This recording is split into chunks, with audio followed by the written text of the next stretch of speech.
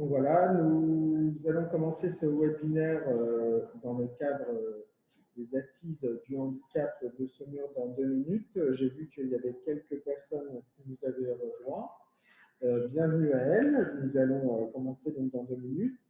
Vous pourrez bien évidemment poser vos questions si vous le souhaitez via le chat, la boîte de dialogue qui est ouverte sur votre droite.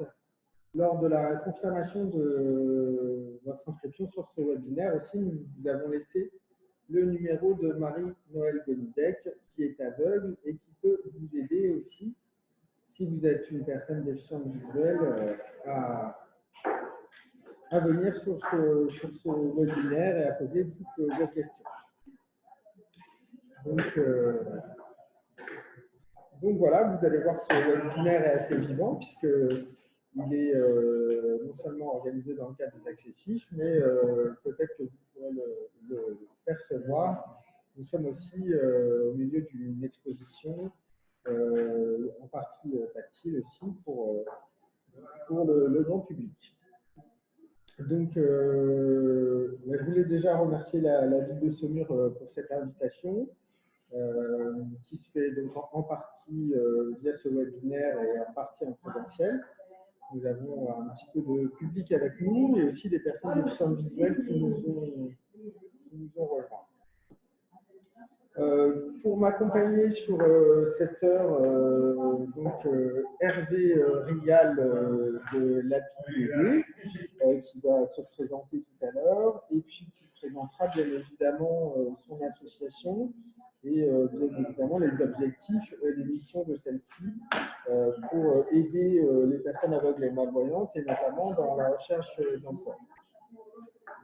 Nous aurons avec nous aussi Marion Leborgne de la ville de Saumur qui se présentera et qui vous fera une synthèse de l'existant en termes d'accessibilité pour les personnes déficientes visuelles. Donc Marion Leborgne aussi interviendra à ce niveau-là et il ne faudra pas non plus qu'elle hésite à nous poser des questions sur les chiens guides, etc. Puisque et sur la PIDB que va présenter aussi Hervé, et sur la canne blanche électronique, puisque Hervé est aussi utilisateur de la canne blanche électronique, et je le remercie aussi de m'accompagner aujourd'hui pour parler de tous ces outils et des services que l'on peut proposer aux personnes aveugles et malvoyantes. Est-ce que Delphine Foussier ou Madame Leborgne, vous pouvez un petit peu… Oui. Vous pouvez, du coup, voilà. Oui. Merci, voilà. Merci en tout cas, merci Delphine de nous avoir invités aujourd'hui. Ah ben, merci à vous. Et nous, on salue toutes les initiatives qui sont quand même réalisées pendant ces assises du handicap, malgré une pandémie qui nous empêche encore de faire un petit peu tout ce qu'on souhaite. Et on sait que parfois le distanciel, c'est pas ce qu'il y a de mieux, et Hervé pourra sans doute confirmer les dires pour les personnes aveugles et malvoyantes. C'est du en attendant. Et les webinaires nous permettent aussi voilà, de toucher des personnes qui parfois ne peuvent pas se déplacer, qui parfois sont loin aussi du point de rendez-vous. Donc ça nous permet aussi d'avoir ce mix présentiel-webinaire qui va sans doute perdurer lors de cette fin de pandémie et sans doute pour des années à venir. Delphine Foussier, est-ce que vous pouvez simplement nous rappeler un petit peu les objectifs des assises du handicap, quand ça a été créé, oui. Et puis un petit peu ce que aujourd'hui vous mettez en place pour ces assises. Oui, alors du coup, les assises du handicap ont été mises en place il y a 4 ans maintenant, à l'initiative d'une élue de la collectivité, Madame Lelièvre. Du coup, l'idée, c'est de proposer sur un format de 3 jours un certain nombre d'actions pour permettre aux personnes de porter un autre regard sur les handicaps et de valoriser des initiatives qui sont faites aussi bien en local que dans d'autres communes hors département également. Voilà, pour montrer que quels que soient les types de handicap, tout le monde a un talent. Et voilà, donc sur cette année, on était plutôt sur une exposition et des activités en distanciel pour la majorité. La découverte d'un escape game. On a aussi travaillé, alors là plutôt en présentiel, sur les ateliers de découverte de la langue des signes, par exemple. Voilà, et puis l'exposition qui regroupe des adultes et des enfants en situation de handicap qui ont travaillé sur la thématique de la gourmandise et de la cuisine. D'accord. Et les assises du handicap sont pour changer aussi le regard du grand public sur le handicap, ou vous faites aussi des actions pour faire connaître, justement, comme un petit peu ce webinaire de ce matin, les actions auprès des personnes handicapées et ce qui est mis en place par, entre autres, la ville de Saumur? Oui, c'est ça. L'idée, c'est vraiment de valoriser les initiatives existantes, de valoriser aussi les associations qui œuvrent sur le champ du handicap et de permettre aussi aux gens de mieux connaître pour mieux comprendre aussi. Et je pense que c'est aussi la philosophie de base, c'est que mieux on connaît les différentes situations de handicap, plus on est à l'aise aussi pour mieux travailler aussi et mieux accompagner et faire en sorte que la société ou que la ville, en tout cas de Saumur, soit dans une dynamique inclusive. Et ça, c'est une vraie question qu'on est en train de travailler à l'échelle beaucoup plus générale sur les questions des handicaps sur la ville. Ouais. On a un groupe projet qui a été initié il y a quelques mois maintenant, où l'objectif, c'est vraiment de travailler sur une démarche globale autour de l'inclusion des personnes en situation de handicap. Et ça fait combien de temps maintenant que les assises de Saumur existent? Les assises du handicap, des handicaps. Oui, c'est vrai que nous on dit les assises du handicap, mais effectivement ce serait plus adapté. La ville a commencé en 2018. Donc, on a eu 2018 et 2019. 2020, on connaît tous le contexte sanitaire. Donc, on n'a pas pu mettre en place et c'est pour ça que cette année, c'est un système un peu hybride entre le distanciel et le présentiel. Mais l'objectif, c'était vraiment à minima de reprendre aussi un peu le cours de la vie et de mettre en place cette action qui tient à cœur aussi de la ville. Et puis, cette année encore plus, de vraiment réfléchir aux manières dont on peut aussi travailler cette question du handicap et pas que sur l'accessibilité au sens urbanisme, mais vraiment voilà, à l'échelle de toute la ville au sens large. Et puis, quel que soit l'âge de la personne qui est en situation de handicap. Voilà, donc on travaille avec quelques collègues sur un groupe projet. Et voilà, on a fait des propositions par exemple sur l'élaboration d'un livret d'accueil pour les agents de la ville, voilà, pour mieux connaître les différentes formes de handicap. On travaille aussi, on a proposé en tout cas qu'il y ait une meilleure accessibilité des monuments aussi. Qu'est-ce qu'on a essayer de rendre accessibles les accueils de mairie aussi. Oui, rendre accessibles tous les accueils, enfin tous les points d'accueil, pas que la mairie, mais aussi par exemple l'espace, la maison des associations, le centre social, le château, voilà, de vraiment travailler sur ces questions d'accessibilité au sens large. Voilà, et puis aussi permettre aux agents d'accueil d'être mieux formés aussi pour accompagner les personnes en situation de handicap. Alors justement, c'est intéressant ce point de vue sur la formation des agents d'accueil. Hervé, moi-même, parfois, nous pouvons apporter ces formations. Aujourd'hui, concrètement, vous travaillez avec des associations pour former les agents d'accueil. Vous faites appel à quelle structure pour vraiment… Est-ce que vous avez connaissance Une colle. Non, c'est qu'en fait, on en est vraiment. Alors, au début, on a déjà des actions qui sont menées à ce niveau-là. Maintenant, je pense que qui manque, et c'est un peu la difficulté sur toutes les.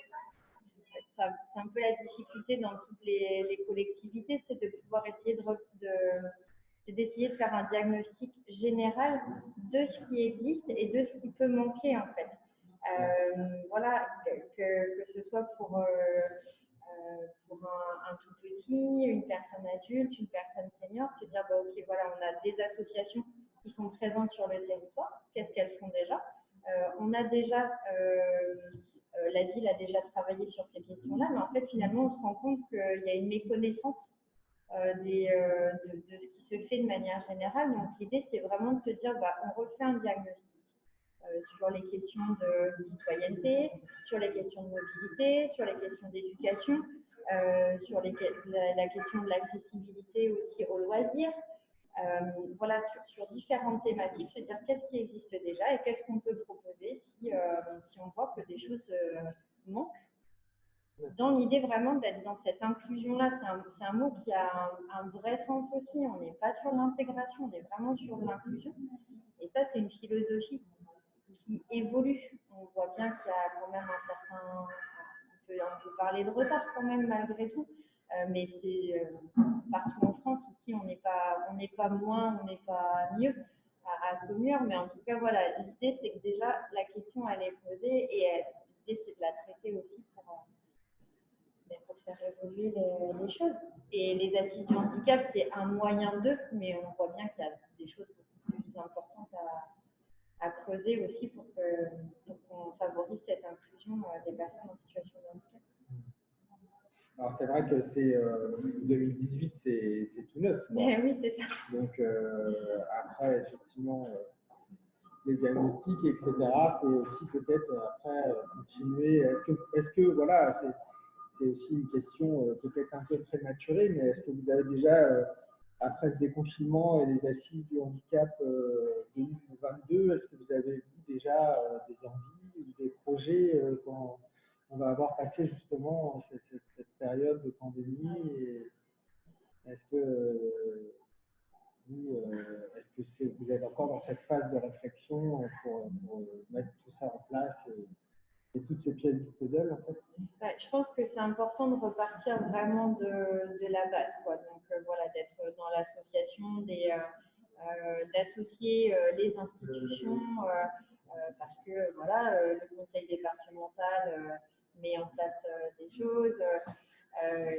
Qu'est-ce qui se passe à l'hôpital? Voilà, c'est avec le travail avec les institutions et le travail avec les associations aussi. Donc vraiment de repartir presque du début et ensuite de se dire très bien quelles actions on peut mettre en place aussi en parallèle, quoi. Donc pour l'instant rien n'est écrit, rien n'est acté, mais voilà, déjà dans la dynamique de travailler sur ces questions, c'est vraiment une dynamique qui prend tout son sens. Ben voilà, je pense on évolue aussi un petit peu. La pandémie a aussi permis de reposer aussi des choses à tous les niveaux et sur ces questions-là aussi. Et puis on a l'impulsion de la ville qui souhaite vraiment travailler sur cette question-là. Donc voilà, ça peut être que le début d'une jolie histoire sur la question des handicaps. Oui, et puis je vois que Daniel Caron de la bibliothèque sonore de Cholet nous a rejoint sur ce webinaire. Donc voilà, l'avantage aussi, c'est de travailler avec un réseau qui peut être large et qui peut aussi rebondir et bien évidemment aider au mieux à mettre toutes ces pièces de puzzle en place. Alors, j'en profite juste pour vous présenter, elle va se présenter toute seule, mais du coup, Madame Lelièvre est arrivée. Madame Lelièvre, bienvenue sur ce webinaire. Bonjour, je suis désolée pour ce retard, mais je n'ai pas réussi à faire la concordance des temps avec la réunion précédente. On est tout à fait dans les temps, on est ensemble sur une heure, donc merci voilà. Toutes mes excuses quand même. Voilà. Je vous en prie. Eh ben, Madame Lelièvre, est-ce que vous pouvez nous présenter un petit peu aujourd'hui voilà, votre rôle, ce que vous mettez en place au sein de la ville de Saumur pour les personnes qui nous rejoignent? Alors, mon rôle, disons que je vais plutôt dire qu'on fait un binôme. Voilà, moi je suis l'élu et puis je dirais Madame l'accessibilité est vraiment une des principales actrices aussi au niveau de cette action qu'on met, enfin cette action, du moins cette démarche. On souhaite, dans le cadre d'avoir une ville plus inclusive et à tous les niveaux. Hein. Donc on a commencé, notre première grande démarche ensemble, c'est il y a 4 ans. C'est la 3e édition, mais l'année dernière, on fait une pause pandémie, donc on n'a pas pu faire des actions.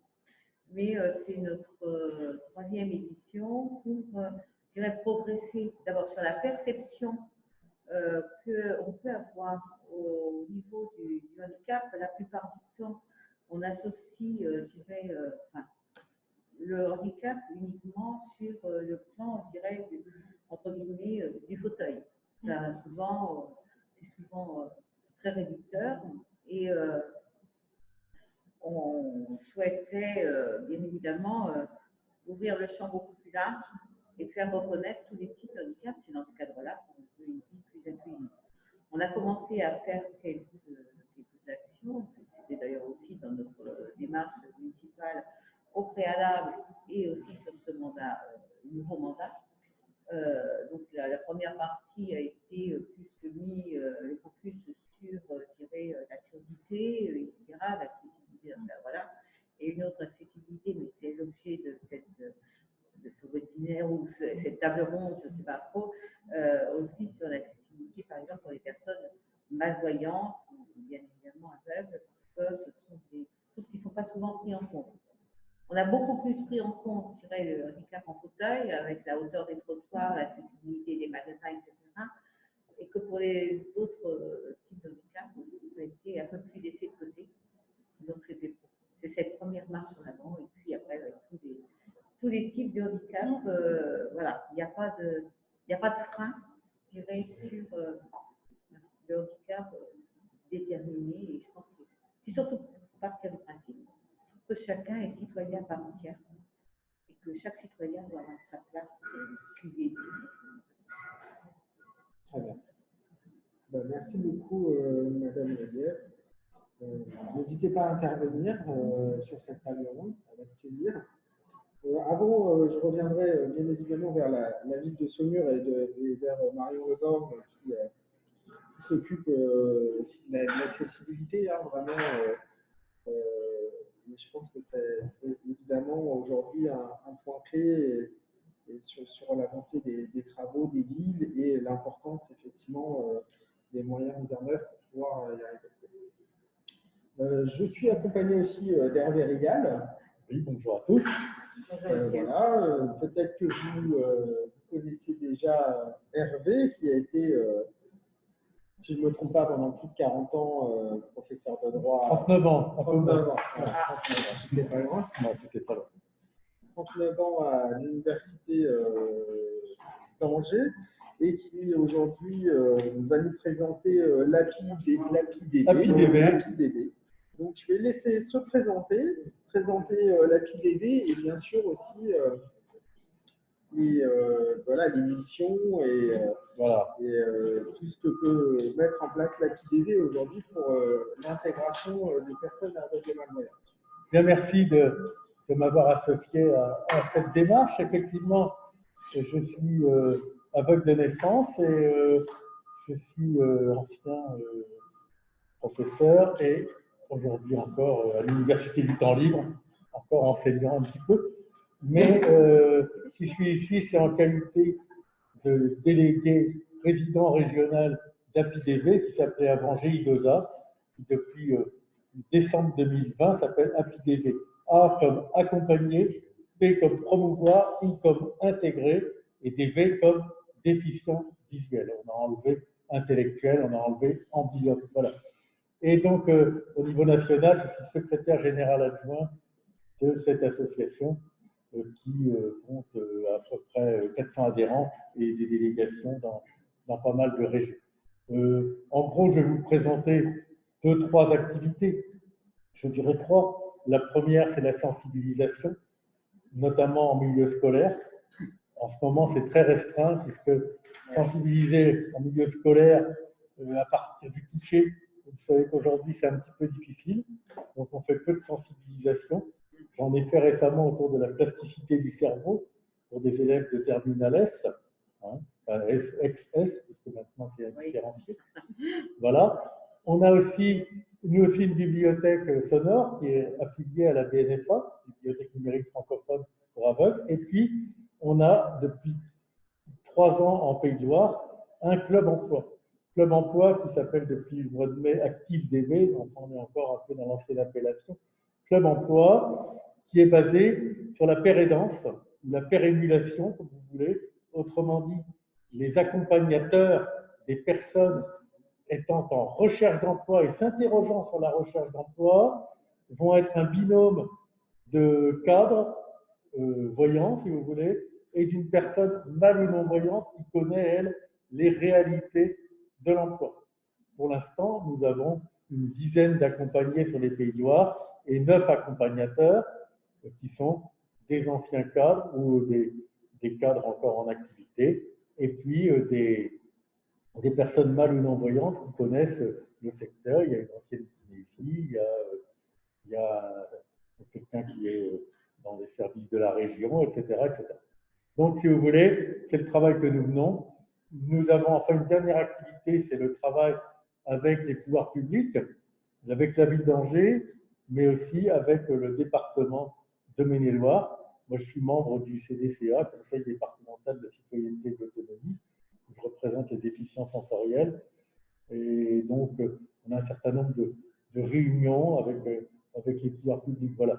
Mais c'est essentiellement le club emploi et puis la sensibilisation qui font notre originalité sur la région. Alors, c'est vrai qu'on a un peu de mal à évoluer en dehors d'Angers, d'abord pour des problèmes de transport, mais enfin, il y a des trains. Mais c'est vrai que je suis venu quand même pour l'association il y a quelques années, il y a un moment, à Saumur au collège de l'Essert. Les collégiens faisaient, c'était il y a longtemps, je crois que c'était avant la rénovation ou après, je ne sais plus.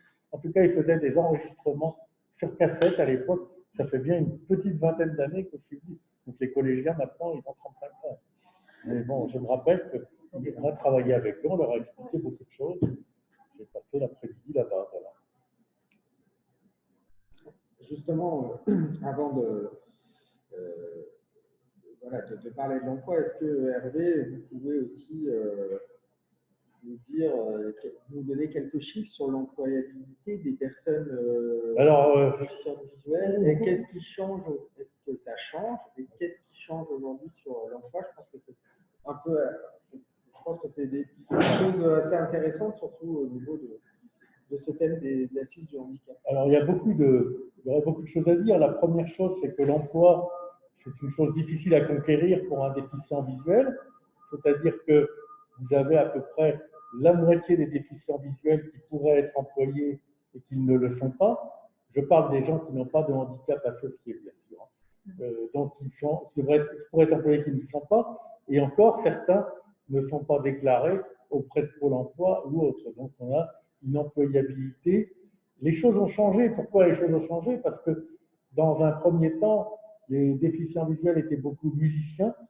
Maintenant, ils le sont malheureusement plus rarement.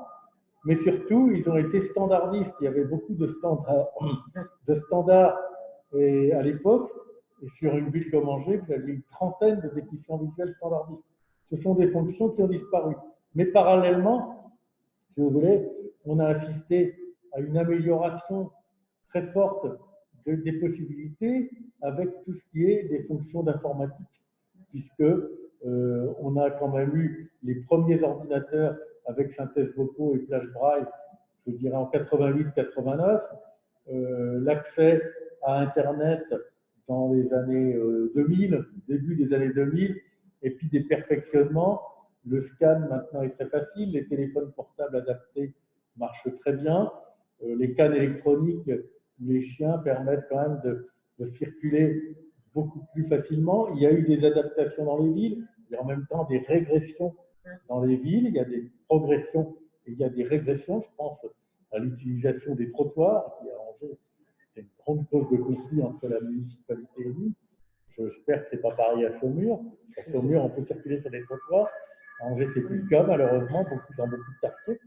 Et puis, il y a quand même tout un tas d'emplois liés à l'informatique, que ce soit des emplois d'ingénieurs, bien sûr, mais que ce soit des emplois commerciaux, etc. etc.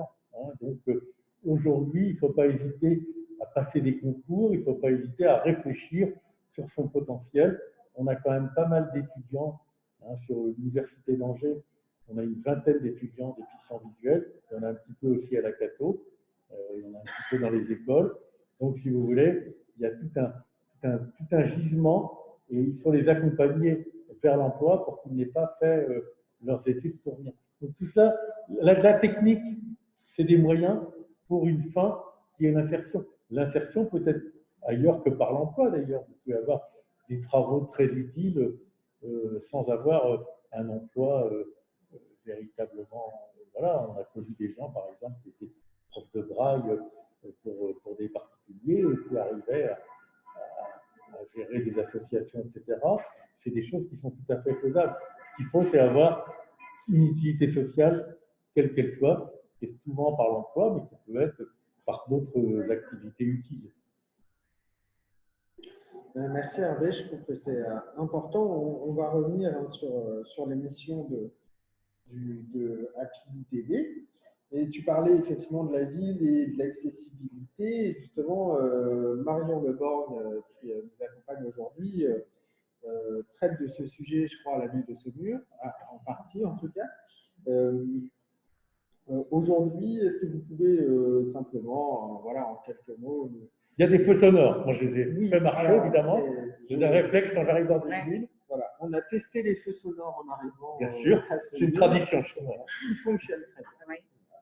Donc, voilà, c'est vrai que c'est vrai que avec cette tendance qui existe à supprimer les feux tricolores, on risque d'avoir, de faire rencontrer quelques difficultés parce que j'aimerais, mais vous qui avez un peu plus l'habitude, que vous puissiez nous dire quand on supprime les feux tricolores, donc on aura les feux sonores qui peuvent s'adapter bien sûr dessus, et si on les supprime, qu'est-ce qu'on peut mettre à la place? Rien, c'est pour ça qu'il ne faut pas les supprimer. Non mais voilà, je suis bien. C'est pour ça qu'à Angers, on s'est mis en bagarre sur la place du lycée.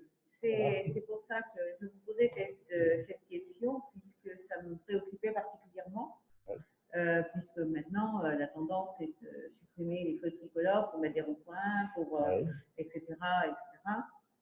On parle de centre de ville accessible, je dirais, sur le plan piéton, mais après, quand on est dans une situation, je dirais, de déficience visuelle, on risque d'avoir quelques soucis. Vous posez cette question. Oui, le feu tricolore est pour nous une sécurité considérable, ainsi que les bandes phototactiles, ainsi que tout ce qui est installé. C'est pour nous une sécurité. Et c'est vrai qu'un carrefour sans feu tricolore est pour nous un carrefour dangereux, dès lors qu'il y a évidemment une circulation de voitures. Si c'est une rue piétonne, la question ne se pose pas. Mais dès lors qu'il y a une circulation de voitures, voilà. Vous n'avez plus la possibilité de traverser. Alors ça dépend. Par exemple, boulevard Foch à Angers, vous avez le tramway, on peut traverser dans les stations de tramway. Donc là, c'est pas très grave qu'il n'y ait pas de feu tricolore, parce que ça fait du coup que des quarts de boulevard à traverser. C'est pour ça que c'est pas très gênant. Par contre, moi, je sais que je traverse systématiquement dans les stations de tramway plutôt que dans les endroits sans feu. C'est beaucoup plus sûr. Mais c'est vrai que le feu sonore est un gage de sécurité extrêmement important, surtout aidé par un chien ou par une canne, quelle qu'elle soit. C'est capital, évidemment. Merci. Est-ce que vous avez, je me permets de me avec tourner plaisir, vers Madame nos Boucher. deux invités. Vous qui habitez sur Saumur, est-ce que vous avez déjà remarqué des espaces sur lesquels c'était plus ou moins facile par rapport à la traversée de certaines rues? Moi, ce que je peux dire, par exemple, quand je sors, il n'y a pas de façon. Ouais, d'accord. Si je suis pas avec mes enfants, traverser ce pont, c'est comme une dangereux. D'accord. Nous, on a une petite télécommande vers Château. Et qui permet de déclencher le feu. Ah oui, Et Cette télécommande qui est là. Voilà, et je suis allée à la maison et on m'a dit que D'accord, ah oui, je vois. Donc, ils nous ont dit qu'ils reviendront vers nous quand ça fait, parce que ça marche avec Angers, justement. Allez. C'est avec Angers qu'ils doivent voir. La télécommande, elle est nationale. La fréquence, elle est nationale. Ça marche partout. Et c'est que des anciennes télécommandes. Avant la guerre, c'est parce que les anciennes télécommandes, il y avait juste un petit bouton. Oui, mais vous avez aussi. Moi, j'ai encore une ancienne. Voilà, et maintenant, c'est les nouvelles télécommandes qui on appuie que ça sonne, mais il n'y a que les personnes handicapées visuelles qui peuvent l'utiliser. Il ne faut pas que les autres personnes. Ah non, c'est pas, la commande n'est pas sur le feu. Elle est dans la poche. D'accord. Je pense que c'est Ça bien. n'existe pas à Saumur, c'est pas possible. Non, et même au niveau Bah, pourtant, j'ai testé ce matin, ça marchait. Voilà. au niveau des balises, il n'y a pas de balises non plus. Par exemple, nous, on a l'habitude maintenant, on a pris la petite démarche, s'il vous plaît. Donc, par exemple, pour aller dans un magasin, il y a certains qui se faire tout seul. Ça va, parce qu'il y a des balises et on arrive à retrouver les portes. Si vous voulez, des magasins. En appuyant sur, par exemple, sur le portable, on le sait qu'il y a la balise, on fait un déclenchement sonore, et dès qu'on arrive à quelques mètres de la porte du magasin, il nous le signale. D'accord. C'est vrai que c'est plus facile. Et là, il y a la gare de Saumur, il y a une balise.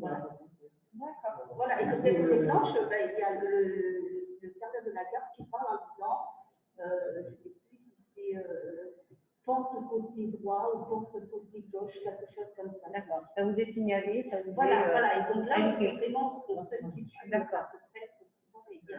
Bon, écoutez, au moins on restera, enfin, ce qui me concerne, puisque je suis élue, je suis la prochaine. Essayez de servir à quelque chose. Là, Il faudra que je reste pour les de Saumur, parce que ça ne marchait pas. d'accord. Justement, ça On essaiera sera l'occasion, Voilà. à cette table ronde, Ouais. de réfléchir, Ça permet d'avoir des voilà, contacts ça permet d'avancer. et Hervé pourra vous montrer sa télécommande Super. et puis on pourra avancer sur ce sujet-là. Alors avant de passer au chef il y a- d'aveugle de l'Ouest, parce que le temps passe, je vais laisser la parole à Madame Levorme justement qui pourrait nous faire un petit peu le point peut-être sur quelques projets et quelques existants au niveau de l'accessibilité. Donc bonjour à tous, donc Marion Leborgne, moi je suis référente handicap à la ville et à l'agglo de Saumur. Du coup, je vais vous parler de ce qu'on a mis en place, notamment au niveau de l'accueil de la mairie centrale de Saumur. Donc on a essayé de rendre accessible cet accueil lorsqu'on a fait les travaux il y a de ça déjà 2-3 ans, à différents handicaps. Donc évidemment, pour les personnes sourdes ou appareillées, on a mis un système pour eux, l'accessibilité pour les personnes en fauteuil. Et pour les personnes malvoyantes ou aveugles, on a mis en place, donc on a acheté des loupes grossissantes pour les personnes plutôt malvoyantes. Et on a mis un système en place, ce qui s'appelle Naratelis. C'est un scan qui nous permet de mettre les documents des personnes et de lire à haute voix ce qui est écrit sur le document. Donc, ça signifie que les personnes qui doivent remplir des documents peuvent être autonomes en plaçant ce document dans le scan et à haute voix, ce document va pouvoir être lu à la personne. Et après, on a également pour les personnes aveugles des petits carrés signatures pour les documents officiels où on ne doit pas dépasser, notamment quand on fait les passeports et autres. Et du coup, il y a du braille dessus, ce qui leur permet de voir vraiment l'endroit où ils doivent signer. Et on a également, mais là c'est plus pour nos agents, des claviers où on a mis des grosses touches, enfin des grosses lettres sur les touches et une partie braille. Mais du coup, comme c'est au niveau de l'informatique, ça sera plus pour les agents, je pense, que pour les éventuels utilisateurs. Et après, normalement, on a rendu accessible avec les ascenseurs le braille dans les ascenseurs. Voilà à peu près ce qu'on a fait en tout cas à l'heure d'aujourd'hui. Et comme l'a dit mes collègues, l'idée c'est d'aller plus loin, aussi bien dans nos locaux que dans la voie publique et que sur la voie publique par la suite. Est-ce que vous avez aujourd'hui des demandes concrètes de certains usagers de déficience visuelle ou pas plus que ça?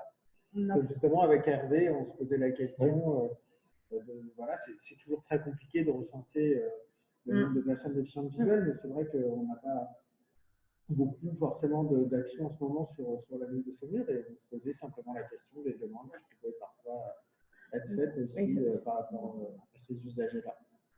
À partir du moment où je crois qu'on a renouvelé, là, on a réactivé nos guides assises du handicap, on va, je dirais, se renouveler, ça va permettre aussi aux personnes identifiées en situation de déficience visuelle ou autre, de pouvoir, je dirais, se manifester et aussi, voilà, je pense qu'il faut pouvoir rentrer en contact, en connexion, si je puis dire, les uns avec les autres, et c'est comme ça qu'on va pouvoir, je dirais, progresser. On a déjà une équipe qui travaille sur, je dirais, le handicap, hein, des agents, des élus. On est en train de pouvoir avancer un peu plus, mais on va faire, entre guillemets, du pas à pas, même si on a fait un certain nombre de choses en tenant compte de tout type de handicap. On essaye de... Voilà.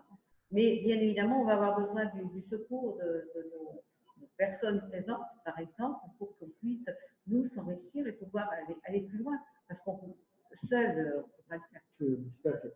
Il y a qu'ensemble qu'on pourra le faire. On mettra le temps qu'il faudra, mais je veux dire, voilà. Et puis, c'est aussi, je me permettrai de dire, aux personnes qui sont dans cette situation de difficulté, aussi là, de se manifester et nous dire, ben voilà. Nous, on se manifeste un peu trop à Angers, mais... Écoutez, voilà, maintenant, je vais... ma carte de visite n'est pas en braille, mais je vous la donnerai quand même et on pourra vous faire introduire mes coordonnées. Et comme ça, vous aurez une personne en contact et n'hésitez pas. Voilà. Alors, j'ai un petit message de Daniel Caron qui dit que la bibliothèque aussi de Cholet, la bibliothèque sonore peut fournir les livres d'eau à toutes les personnes malvoyantes ou non-voyantes. Donc voilà, je pense que il y a encore, ça s'est beaucoup numérisé aussi, je pense que la bibliothèque. On télécharge. Et puis on télécharge. Donc on va revenir sur ces différentes questions. Je vois aussi que Jackie Frémy est connectée. Ce frère de ma part, c'est une personne de la ville de Quimper. Voilà, donc Madame Frémy, si vous avez des questions, n'hésitez pas non plus à utiliser le chat hein, donc, en ouvrant la boîte de dialogue.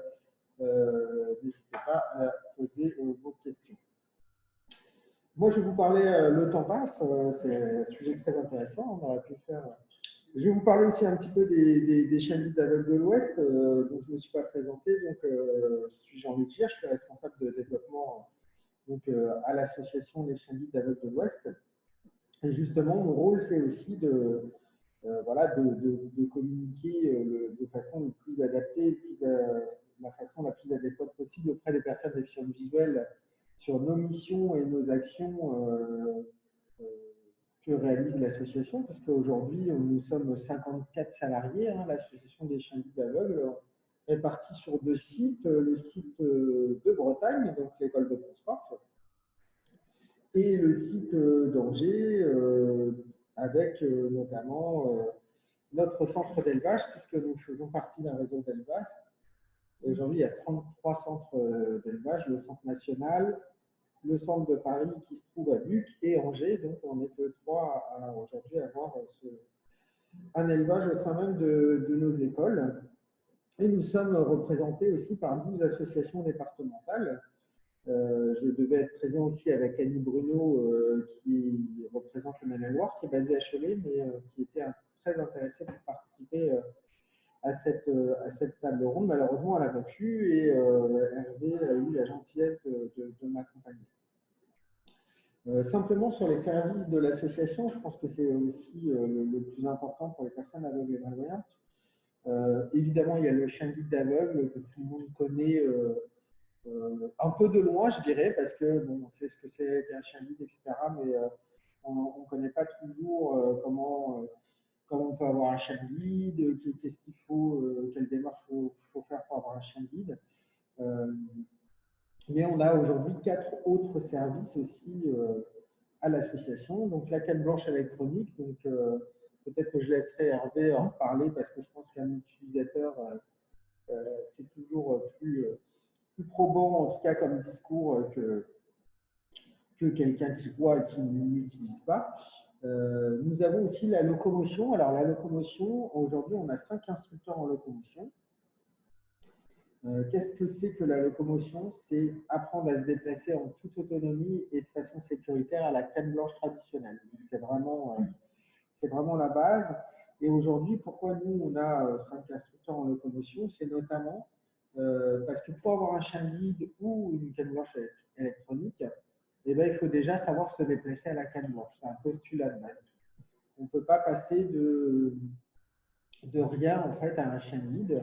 Et c'est vrai que du coup, nos instructeurs en locomotion, au départ, avaient comme objectif de parfaire la formation des personnes aveugles et malvoyantes pour qu'elles puissent avoir un chien ou une canne blanche électronique dans les meilleures conditions possibles. Mais aujourd'hui, on propose de la locomotion pure, c'est-à-dire qu'on propose aussi à des personnes qui souhaitent parfaire leur technique de canne ou avoir des notions plus importantes, des cours de locomotion. Et d'ailleurs, je fais ce petit aparté, j'en parlais tout à l'heure avec Hervé. Il y a quelques années, on avait une personne déficiente visuelle qui avait déménagé à Saumur et qui nous avait appelé et qui nous avait demandé en fait de redécouvrir son quartier avec un instructeur en locomotion. Où est mon arrêt de bus, où je peux aller me balader au plus près, etc. Donc c'est aussi le rôle de l'association, voilà, d'aider des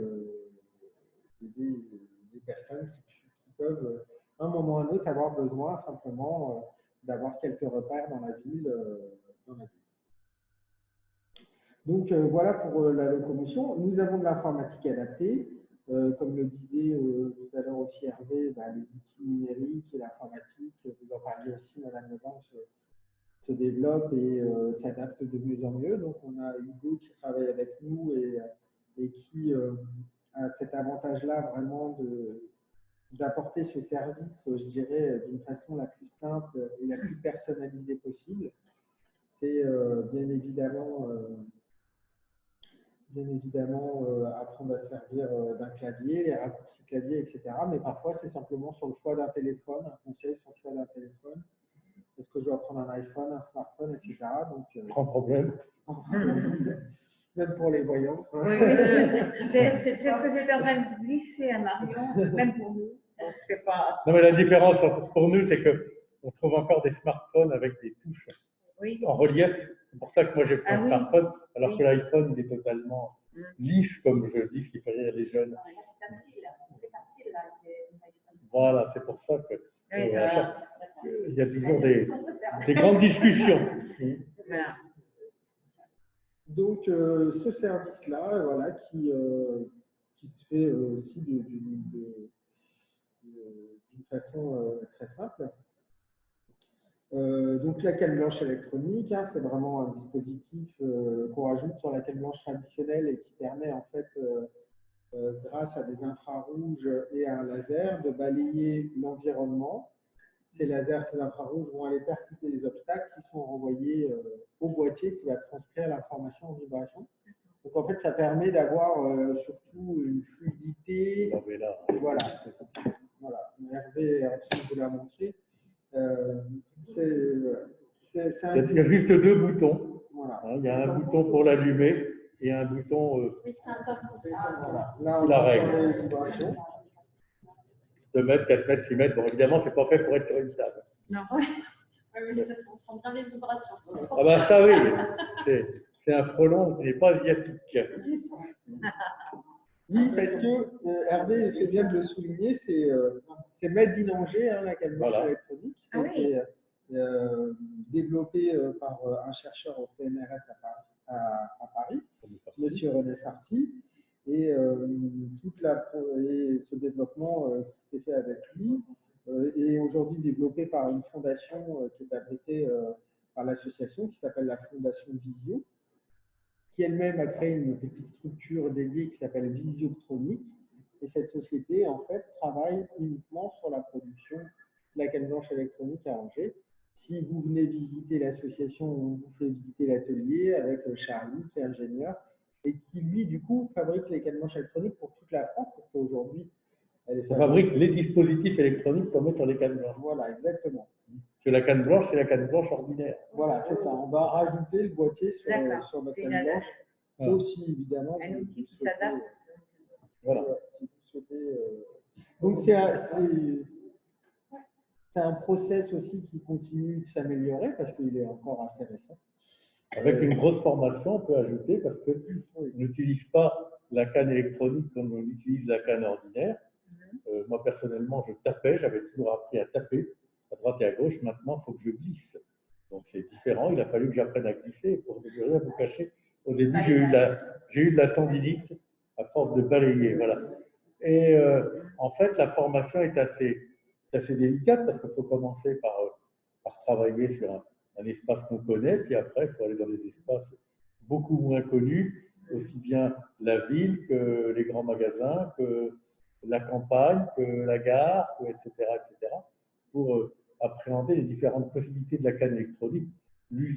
L'intérêt essentiel étant dans une ville où il n'est plus du tout réprimé de se garer sur le trottoir et où les vélos et les trottinettes ont le droit de s'installer où elles veulent, c'est le cas à Angers, malheureusement, de pouvoir contourner un petit peu les obstacles. Parfois, la canne électronique vous permet de passer entre un trottoir et entre une voiture et un mur, ce que vous ne pouvez pas faire autrement. Vous êtes obligé de descendre parce que vous ne savez pas si vous avez le passage. Là, parfois, vous arrivez à ne pas descendre du trottoir, ce qui limite quand même beaucoup de dangers. Il faut reconnaître. C'est un point qui est intéressant que tu soulèves, Hervé, parce qu'effectivement, apprendre un nouvel outil, la canne blanche électronique ou une aide au déplacement comme le chien guide, c'est bien évidemment parfois toute une remise en question sur le déplacement. Il faut avoir envie, il faut avoir le courage. Tu disais qu'effectivement, tu pouvais avoir des difficultés au niveau de la tendinite, etc. Donc, c'est vrai que c'est changer ses habitudes, ses modes de déplacement, ça passe aussi par une phase de transition qui malheureusement est toujours là et qu'il faut passer. Et puis sur un des derniers services qu'on propose aussi, c'est l'AVJ, donc l'autonomie de la vie journalière. Et là, ça va être tout ce qui est adaptation et réadaptation à l'intérieur de la maison. Comment je nettoie mon sol quand je deviens aveugle. Alors, c'est plutôt des personnes qui perdent parfois la vue en cours de vie. Comment j'utilise mon micro-ondes, mes plaques tactiles, etc. Il faut savoir qu'il y a des biens qui sont déjà adaptés, qui coûtent très cher, mais parfois avec simplement des techniques de gommettes en 3D, etc., vous pouvez simplement repérer vos plaques tactiles, etc., vos boutons. Et qu'on trouve encore quelques modèles de plaques qui ne sont pas purement tactiles. Voilà. Nous avons encore des boutons. Il y a encore 2 modèles. Pour tout vous dire, parce que j'ai changé les miennes il n'y a pas longtemps. Donc voilà. Oui, vous avez des mais boutons on fait aussi. des systèmes D aussi, parce qu'il y a des magazines qui existent. Tout à fait. On peut faire des petits cartons. Exactement. Vous avez raison. Ça s'appelle le stylo. Le pen friend. Et on met sur des vêtements, sur n'importe quoi, des boîtes de conserve. On voit le stylo contre l'étiquette et on lui dit, par exemple, une boîte de conserve de carottes, de pommes de terre, de telle date. Et quand on reçoit dessus, ben, il nous le dit. On nous dit, ben voilà, c'est une boîte de. Il y a un tas de choses qui existent maintenant. C'est intéressant. Voilà, mais votre exemple, il est intéressant. Donc, madame disait qu'effectivement, on peut aujourd'hui identifier ces boîtes de conserve, mais pour une personne déficiente visuelle, il n'y a rien de plus qu'une boîte de conserve qui ressemble à une autre, quoi. Ah non, les boîtes de sardines, ça ne ressemble pas aux Oui, autres. non. C'est pas la même taille. Là, Mais les ouais. boîtes de sardines.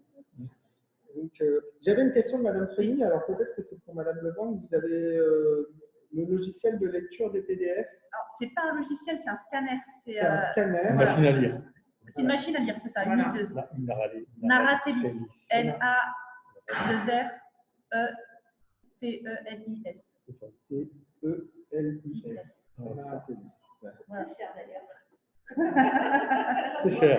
Malheureusement. Absolument. que vous en avez en mairie centrale de Neuilly. Donc, Je voulais vous poser une question. oui. Pour les personnes qui ont un chien, est-ce qu'ils ont des freins pour rentrer dans les magasins? Je me posais cette question-là parce que, en fait, la plupart du temps, on nous dit, enfin, il est écrit, le chien n'est pas accepté, etc. Et est-ce que vous rencontrez ce genre de difficulté? Et est-ce qu'il y a une législation? Parce que quelque chose m'échappe. Ben, je vais vous éclairer, Madame Lenière. Aujourd'hui, un chien guide, il n'est pas considéré un chien guide d'aveugle ou un chien d'assistance n'est pas considéré comme un chien, mais comme une aide, comme un fauteuil roulant ou une canne blanche.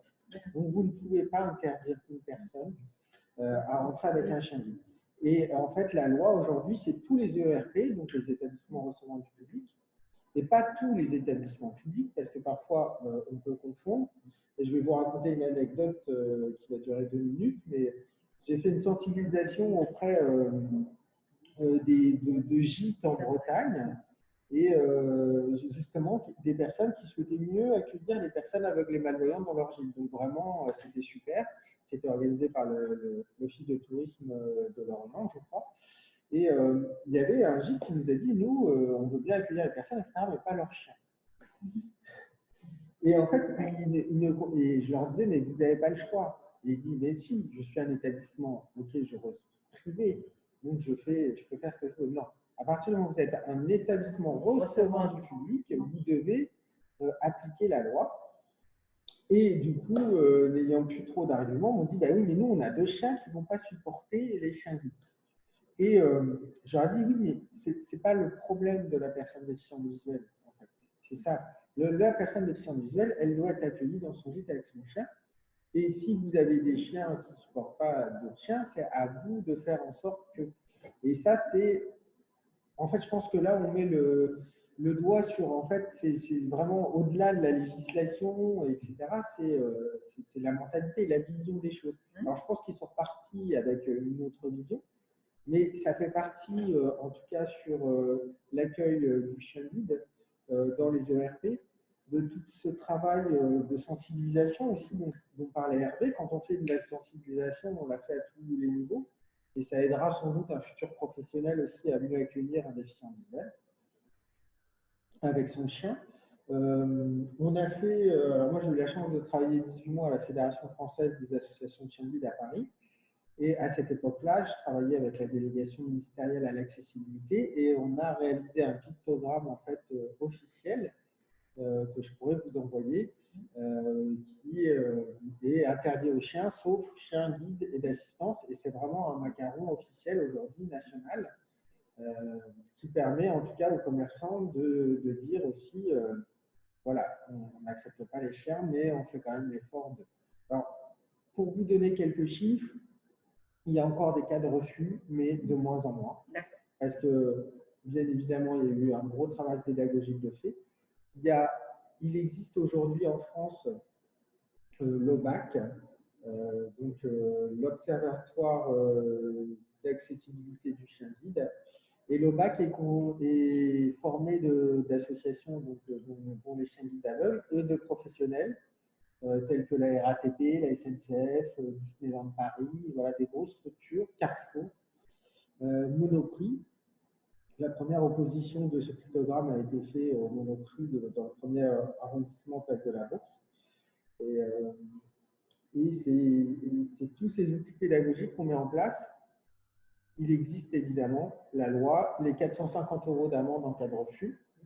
Sauf que c'est compliqué. Une personne déficiente visuelle, elle arrive avec son chien, elle se fait refuser l'entrée. C'est très compliqué. Il faut d'aller après, porter plainte, etc. Ceci étant, il y a quelque chose qui a changé depuis quelques années. C'est qu'aujourd'hui, la presse, la presse adore ce genre d'anecdote.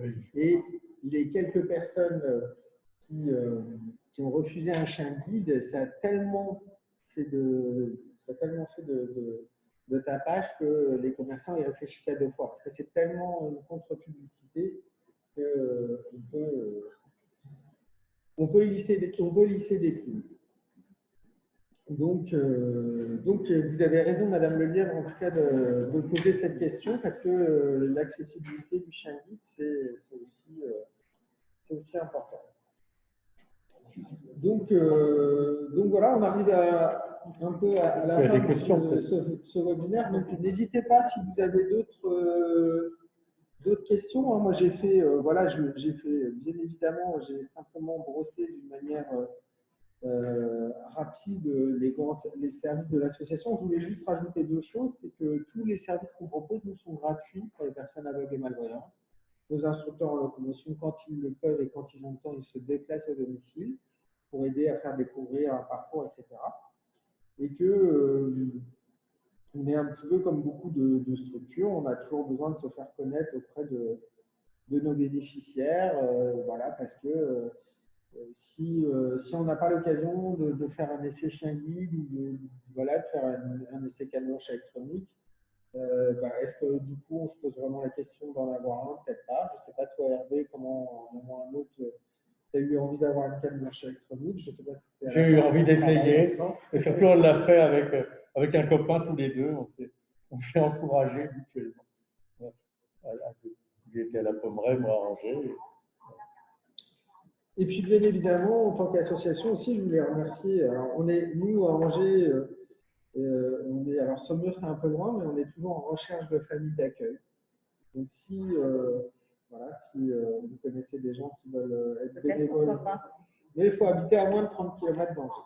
Saumur, c'est un peu trop loin, mais. Ça fait 50. Hein. Voilà, ça fait 50. Mais ça peut. Pardon? Jusqu'à la Ménitrée, ça va, quoi. Voilà. C'est juste parce qu'après, les éducateurs se déplacent pour faire le suivi des chiens, etc. Et que si on a beaucoup de familles éloignées, ça devient. Oui. En tout cas, je voulais en profiter pour aussi remercier nos familles d'accueil, nos bénévoles, puisque en tant qu'association, on a plus de 200 bénévoles aussi qui nous aident, nos associations départementales qui sont indispensables, avec qui on fait beaucoup de choses. On a beaucoup travaillé aussi, on parlait d'accessibilité. Là, on est sur un logiciel qui s'appelle Unique et Marie-Noël Benidec, par exemple, qui est aveugle. On a fait toute une procédure pour que les personnes aveugles et malvoyantes… Au départ, ça ne marchait pas. Hein. Voilà, au départ, alors, il y a encore des soucis. Il y a ce qu'on appelle les CAPTCHA. Vous savez, et ça, aujourd'hui, c'est insurmontable. C'est malheureusement, et moi j'ai interrogé vraiment des personnes. Donc, c'est pour les personnes qui ne connaissaient pas, parce que moi personnellement, je ne savais pas que c'était un peu comme ça. C'est quand on vous demande de signifier que vous n'êtes pas un robot. Voilà. Ah oui. Et vous devez rentrer un mot en couleur d'un coup. Mais alors c'est sonore, mais à une telle vitesse. Je ne sais pas si ça va vous rassurer ou pas, mais quelquefois je n'arrive pas à dire non plus ce qu'il y a. Oui, non, c'est tellement chevré les uns dans les autres. Là, c'est une chose très importante, c'est que les informaticiens doivent systématiquement penser à nous. Je me rappelle le premier truc que j'ai fait avec un CAPTCHA, c'était le département de Maine-et-Loire, et c'était le compte, c'était pour le Conseil départemental de la citoyenneté et de l'autonomie. Ah oui. Ce qui montre quand même que et quand je suis arrivé à la première réunion, j'ai crié évidemment. Et j'avais envoyé ça à un copain qui a fait Centrale. Il m'a dit là, tu peux vraiment pas. Je me suis dit, c'est moi qui suis bête, mais non. Non, mais il fallait que je trouve une voiture dans un truc. C'est difficile pour vous, mais je dirais même pour le citoyen lambda. Les lettres sont tellement enchevêtrées que je veux dire que c'est du tâtonnement. Mais l'accessibilité des sites internet, c'est un souci quotidien. Alors, on est en train de commencer à les attaquer, il va falloir en arriver là. Parce que vraiment, on est quand même très bloqué par cette chose. Et il y en a qui nous forment, par exemple, pour prendre l'exemple, parce que moi je suis juriste, de Légifrance. Légifrance nous a formés sur son nouveau site, et on a eu 2 réunions avec le service du Premier ministre pour nous former sur Légifrance. On n'arrivait plus, pour beaucoup, à s'en servir. À avoir accès. On ne savait plus comment faire. Oui. On a eu encore une réunion vendredi dernier par webinaire aussi. Il y avait Daniel Caron qui en profitait, il a raison de donner les coordonnées de la bibliothèque sonore de Cholet. Donc un mail, c'est 49c@adbbs.fr ou par téléphone au 02 41 58 33 18. Je voulais simplement dire qu'il y aura un podcast de cette table ronde qui nous sera diffusé aussi sur notre site internet, nos réseaux sociaux, etc., qui sont aujourd'hui assez fréquentés.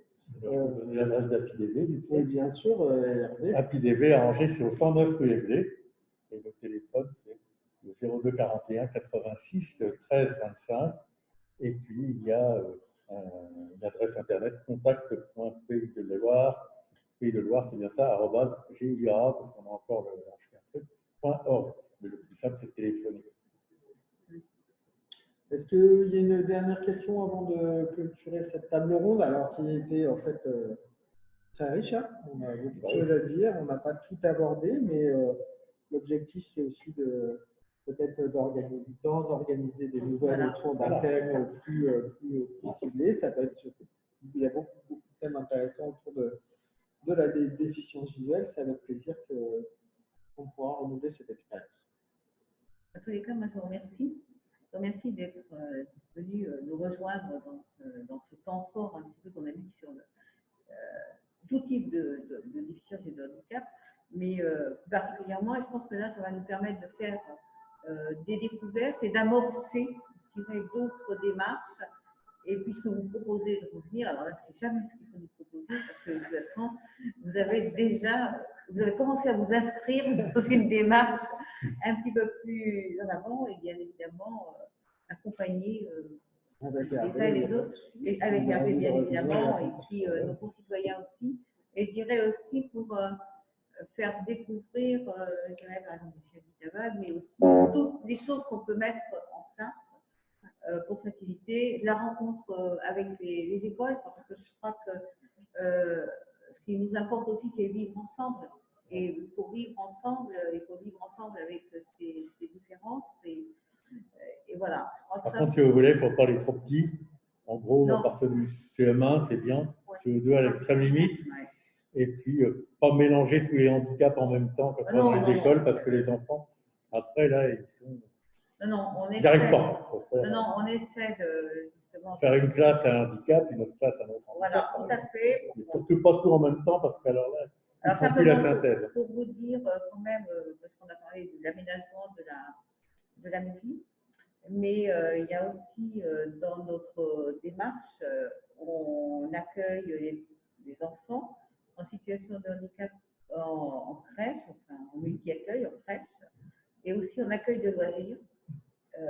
Et s'ils ont besoin d'un accompagnement, quand l'accompagnement n'est pas prévu par la DPH, etc., on finance une partie de cet accueil avec un accompagnateur.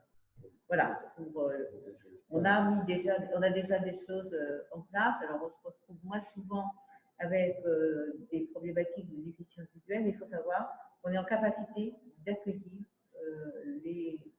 les enfants qui sont en situation de handicap. Après, on s'adapte et puis on met les moyens adaptés au stade. Voilà. Très bien, et sachez qu'on fait aussi des journées pour les professionnels sur l'école d'Angers, ça dure une journée. Vous avez une partie sur les répercussions fonctionnelles de la déficience visuelle, mais voilà, c'est un instructeur en locomotion souvent qui fait ça, et c'est très pédagogique, c'est très enrichissant. Et l'après-midi, on fait que des mises en situation, découverte du noir, de la malvoyance, etc. Pour que les agents repartent avec une partie théorique, mais aussi pratique sur un point de. Voilà. Et c'est des journées aussi qui sont bien évidemment aussi gratuites. C'est aussi là dans le cadre de sensibilisation générale. Alors, pour compléter, on doit au mois d'octobre ou novembre, parce qu'on n'a pas bien fixé nos dates, avoir une semaine ciblée sur le handicap. Et donc, je pense qu'on pourra très bien, si vous avez du temps, vous trouvez une place, et une place à part entière, bien évidemment, de façon à ce que vous puissiez faire étape et tant au niveau des professionnels, et c'est vous qui vous en chargerez, Marion, que nous on fera le relais sur d'autres sites et d'autres partenaires. Voilà. Très bien. Eh bien, merci à vous toutes et à vous tous. Donc, merci Madame Deliette d'être venue en tant qu'élu, c'est important, bien évidemment, aujourd'hui. Merci Madame Leborgne sur cet éclairage sur l'accessibilité. Merci Madame Tixier pour votre invitation et ces assises du handicap. Et puis Hervé, merci de m'avoir accompagné aujourd'hui. Merci de m'avoir conduit. C'est pas moi qui ramène la voiture. Ah, je sais pas. Je voulais remercier Simon aussi qui nous a aidé à mettre en place la technique. Et voilà, avec cette caméra qui permet quand même de tous nous voir et qui fonctionne plutôt bien. Et puis aux personnes des champs visuels qui sont venues aujourd'hui nous rejoindre sur cette table ronde. Et si elles ont besoin, bien évidemment, de complémentarité sur nos services ou des choses annexes, eh bien, n'hésitez pas. Je vous souhaite une belle journée et merci aussi aux personnes qui ont suivi cette table ronde sur le webinaire de l'Association des chiens guides aveugles que vous retrouverez sur notre site internet. Merci, au revoir. Au revoir.